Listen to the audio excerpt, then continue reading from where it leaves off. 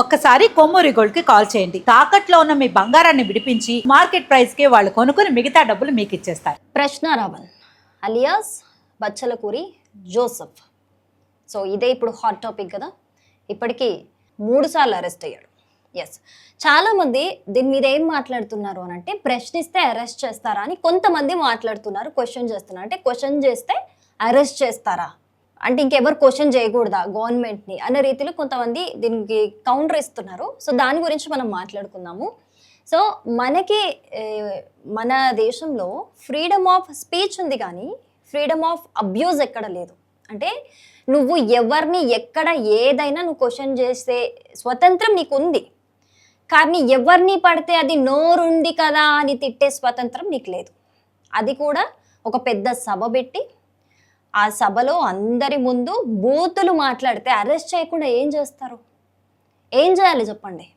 ఇప్పుడు ఒక సభ పెట్టి ఒక రెప్యూటెడ్ పొజిషన్స్లో ఉన్న వాళ్ళని మాట్లాడితేనే ఏం రియాక్ట్ అవ్వకపోతే, రేపొద్దున దీనికి ఒక కామానో పోలీస్ స్టాప్ లేకపోతే ఇంకా ఎన్ని అనర్థాలు జరుగుతాయి దీన్ని కంటిన్యూ తీసుకుంటూ. అంటే ఇలాంటి వాళ్ళు మాట్లాడుతుంటే ఏం జరగట్లేదు కదా అని చెప్పి ఇలాంటి వాళ్ళని ఇన్స్పైరింగ్గా తీసుకొని ఇంకెంతమంది వస్తారు? సో అలాంటి వాళ్ళు చేసేది తప్పు అని చెప్పడానికి అరెస్ట్ చేస్తే తప్పేంటి? సరే, ప్రశ్నించడం తప్పు అని నేను ఇక్కడ మాట్లాడట్లేదు. నేను ఇక్కడ ఏ రాజకీయ పార్టీకి సపోర్ట్ చేసి కూడా నేను మాట్లాడట్లేదు. నేను న్యూట్రల్, ఒక ప్రజల పాయింట్ ఆఫ్ వ్యూలో మాత్రమే నేను మాట్లాడుతున్నాను. ఏంటి అని అంటే, సరే గవర్నమెంట్లో నీకు కొన్ని నచ్చలేదు, వాళ్ళ విధానాలు నచ్చలేదు, వాళ్ళ పరిపాలనలో కొన్ని లోటుపాట్లు ఉన్నాయి, నీకు నచ్చలేదు, నువ్వు ప్రశ్నిస్తున్నావు. ప్రజల తరపున ఓకే, అక్కడి వరకు ఓకే, ప్రజల తరపున ప్రశ్నించే హక్కు నీకుంది. జర్నలిస్ట్ అని చెప్తున్నావు కాబట్టి ఆబ్వియస్గా నీకు హక్కు ఉంది. కానీ ప్రతి జర్నలిస్ట్కి కూడా ఒక లిమిటేషన్స్ ఉంటాయి, కొన్ని ఎథిక్స్ ఉంటాయి, కొన్ని వాల్యూస్ ఉంటాయి కదా.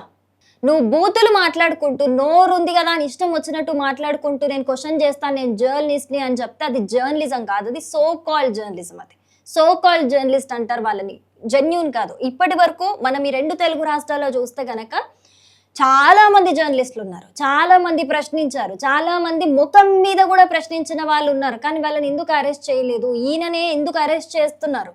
ఎందుకు చేస్తున్నారు? ప్రశ్నించే పద్ధతి తప్పు కాబట్టి అరెస్ట్ దాకా వచ్చింది అది.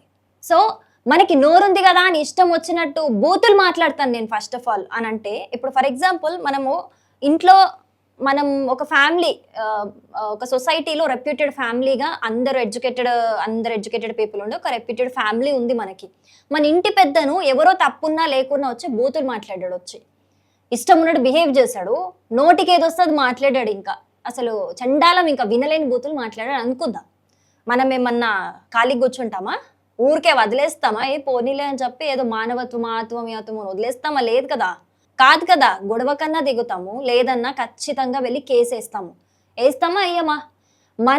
మనకే ఇంటి పెద్దకి ఏమన్నా అవుతే మనకేం వండుతుంది, మనమే కేసులు వేస్తాం అన్నప్పుడు, ఒక రెప్యూటెడ్ పొజిషన్లో ఒక గవర్నమెంట్లో ఉన్న పర్సన్స్ని అంత పెద్ద సభలో మాట్లాడినప్పుడు, అది దళిత క్రైస్తవ శంఖరావం సభ అంటే అక్కడ దళితుల ముందు, అందరి ముందు అలా మాట్లాడితే అరెస్ట్ చేయకి ఏం చేస్తారు ఇంకా అరెస్ట్ చేస్తే? జర్నలిస్ట్ని అని చెప్పుకుంటున్నారు కదా. ఆయన మాట్లాడిన కొన్ని వీడియోస్ చూస్తే కూడా, అంటే నా పాయింట్ ఇక్కడ ఏంటి అని అంటే, 2 తెలుగు రాష్ట్రాల్లో కూడా చాలామంది జర్నలిస్టులు ఉన్నారు. కానీ ఏ జర్నలిస్ట్ కూడా, ఎంత పెద్ద సీనియర్ జర్నలిస్ట్ కూడా కేవలం ఒక పార్టీ గురించే మాట్లాడుతూ, ఒక పార్టీనే టార్గెట్ చేస్తూ, కేవలం ఏపీ పాలిటిక్స్ గురించే మాట్లాడుతూ టార్గెటెడ్గా బిహేవ్ చేయట్లేదు. ప్రతి ఒక్క దాన్ని ప్రజలకి వార్తను చేరవేస్తున్నారు, ప్రతి ఒక్క దాని మీద మాట్లాడుతున్నారు.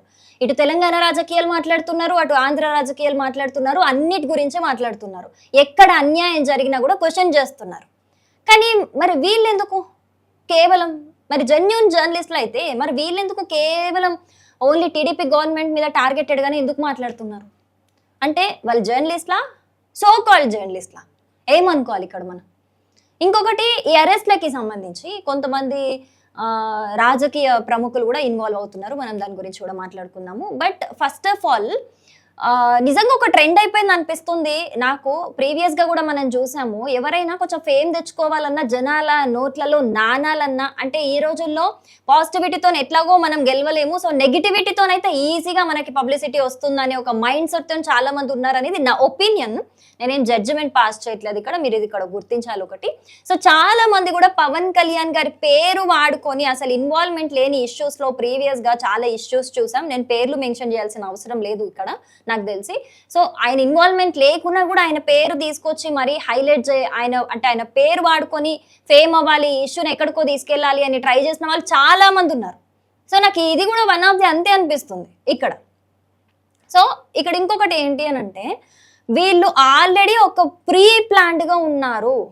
ప్రీ ప్లాన్డ్గానే ఇదంతా జరిగింది అనడానికి కూడా మనకి ఒక ఆడియో బయటికి వచ్చింది. కాకినాడ జిల్లాలోని ఒక నాయకుడు జడా శ్రవణ్, ఏదైతే ఈ ప్రోగ్రామ్ ఏదైతే ఈ శంఖారావం దళిత క్రైస్తవ శంఖారావం అనే ప్రోగ్రామ్ని ఎవరైతే కండక్ట్ చేశారో జడా శ్రవణ్ అనే వ్యక్తి, ఆ వ్యక్తితో కాకినాడలోని ఒక నాయకుడు మాట్లాడుతున్నాడు అనమాట. మీరు ఇలా సభలు పెట్టి మాట్లాడితే ఏం అవ్వదు, మీరు అరెస్ట్లు అవ్వాలి, ఫస్ట్ మీరు అరెస్ట్లు అయిన తర్వాత మేము బస్సులని రైళ్ళని కాలబెట్టేస్తాము, దాని ఎత్తున మీకు బీభత్సమైన ఇమేజ్ వచ్చేస్తుంది, అంతేగాని మీరు ఇలా సభలు పెట్టి మాట్లాడినంత అంత మాత్రాన మీకు ఇమేజ్ అయితే ఏమి రాదన్నట్టు మాట్లాడుతున్నారు. అంటే చూడండి, ఇది ఒక ప్రీ ప్లాన్ స్కెచ్. ఈ ప్రోగ్రామ్ అనేది ఒక ప్రీ ప్లాన్ స్కెచ్. అలా మాట్లాడడం వెనుక కూడా చాలా చర్చలు ఉన్నాయి. మరి దీంట్లో ఈ జోసెఫ్ అనే అతని ఇన్వాల్వ్మెంట్ ఉందో లేదో మనకి తెలియదు, కానీ వీళ్ళు ఆల్రెడీ ప్రీ ప్లాన్ గా మాట్లాడుకున్నారు. దానికి ఈయన ఏం చెప్తున్నాడు, జడా శ్రవణ్ అనే వ్యక్తి ఏం చెప్తున్నాడు, ఈ గవర్నమెంట్ కి మనల్ని అరెస్ట్ చేసేంత సీన్ లేదులే అని చెప్తున్నాడు. అది గవర్నమెంట్కి సీన్ లేదట, గవర్నమెంట్కే సీన్ లేదట. చూడండి, ఇంకా పర్సన్స్ని కూడా కాదు, డైరెక్ట్ గవర్నమెంట్నే, కొన్ని వేల మంది జనాలను లీడ్ చేస్తున్న గవర్నమెంట్కి అంత సీన్ లేదట, ఈయన ఒక్కడికి అంత సీన్ ఉందట. ఆయన మాట్లాడుతుంది అది. అంటే ఇక్కడ క్రిస్టల్ క్లియర్గా మనకు అర్థమవుతుంది. ఎవరైనా ఆడియో వినని వాళ్ళు ఉంటే ఒక్కసారి ప్లే అవుతుంది, వినండి కూడా. ఈ దేశంలో రాముడి గురించి విమర్శిస్తే కేసులు పడతాయి, ఈ దేశంలో కృష్ణుడి గురించి మాట్లాడితే కేసులు పడతాయి, కానీ ఈ దేశంలో అల్లా గురించో జీసస్ క్రైస్ట్ గురించో మాట్లాడితే, ఒక అడుక్కు తినే కొడుకు మాట్లాడుతుంటే ఒక్క కేసు పడితే దాన్ని 24 గంటల్లో క్లాస్ చేసిన దిక్కుమాలిన ప్రభుత్వం ఆంధ్రప్రదేశ్ ప్రభుత్వంతో.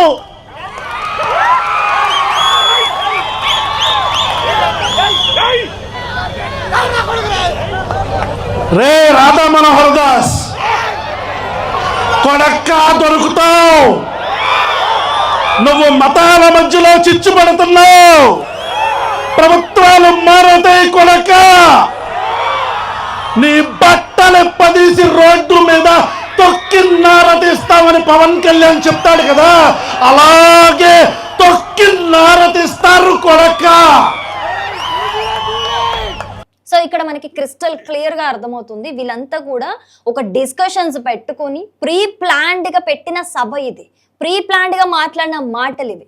అందులో మాట్లాడింది కూడా ఏంటి, కుల వివక్ష గురించి ఆయన మాట్లాడుతున్నారు, సనాతన ధర్మం గురించి మాట్లాడుతున్నారు. అంటే అది క్రైస్తవులను, వాళ్ళని, దళిత వర్గాలను రెచ్చగొట్టడం కాదా? మీరు చేస్తుంది ఏంటి మరి? ఇప్పుడు మీరు మాట్లాడినప్పుడు మీరు చేస్తుంది ఏంటి? అక్కడ తప్పే కదా అది. సరే, మీరు మీ ప్రజల బాధలను, వాళ్ళకున్న బాధ గురించి, వాళ్ళకున్న కష్టాల గురించి, వాళ్ళ ఒపీనియన్, వాళ్ళ అభిప్రాయం ఏంటో మీరు మాట్లాడారు, వాళ్ళ తరపున ఓకే.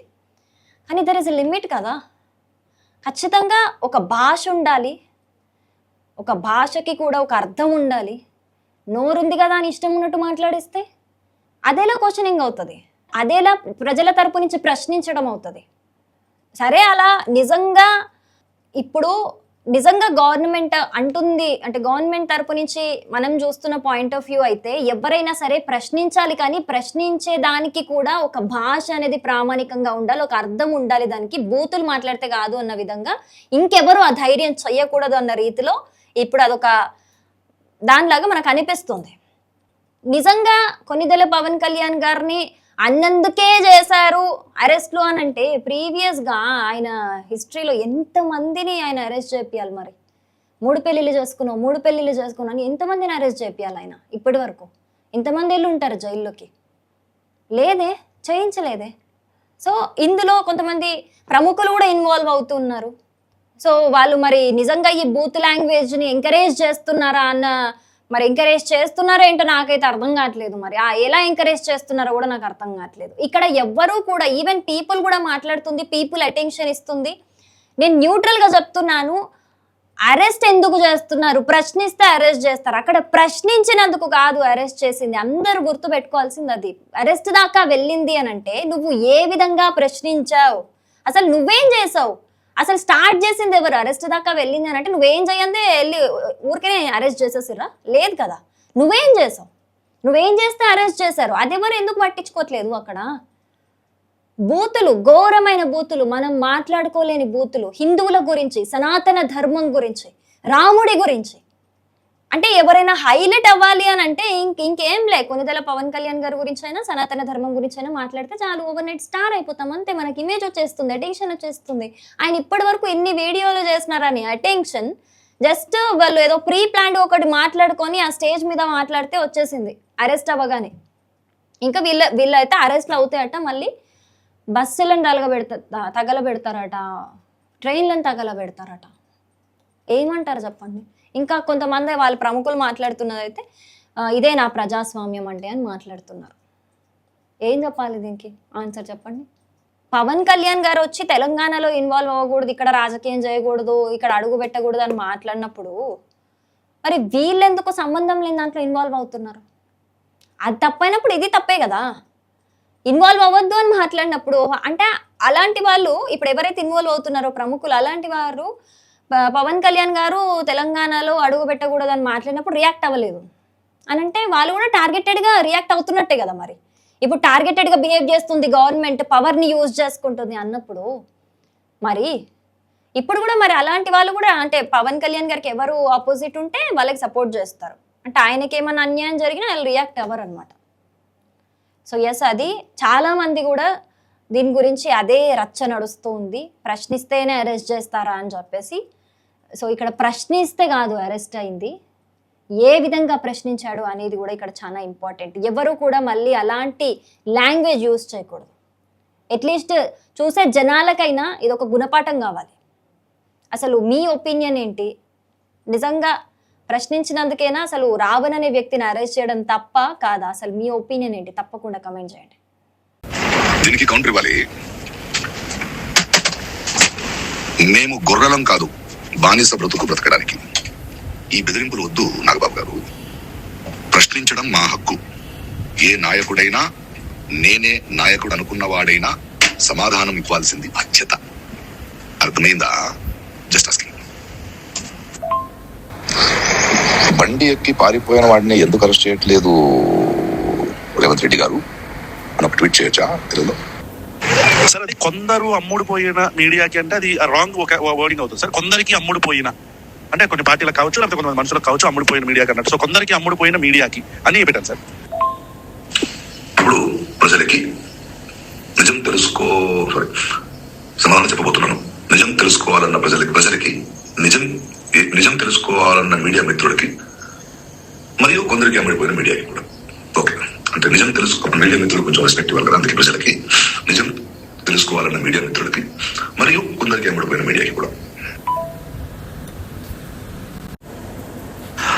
సార్ అది నేను మీకు ఒక లింక్ పంపిస్తాను సార్, ఆ యూట్యూబ్ లింక్. దాని మీద జస్ట్ క్లిక్ చేస్తే డైరెక్ట్ గా యూట్యూబ్ లోకి వెళ్ళిపోయి జాయిన్ అనే ఒక బటన్ చూపిస్తుంది, లైవ్ ని జాయిన్ అవ్వమని. అది క్లిక్ చేస్తే మీరు లైవ్ లోకి వచ్చేస్తారు సార్. మీరు 7:45 అట్లా వస్తే మనం 8:45 or 9 దాకా మనం వచ్చేసి we will close it sir. ఆ లింక్ నువ్వు మెయిల్ లో పంపిస్తే నేను ఐప్యాడ్ లో ఓపెన్ చేస్తాను అంతే కదా, లేదా ఫోన్ లోనే ఓపెన్ చేయాలా? That's all I want to know. దానికి ముందు 1 hour ముందు I will talk to you.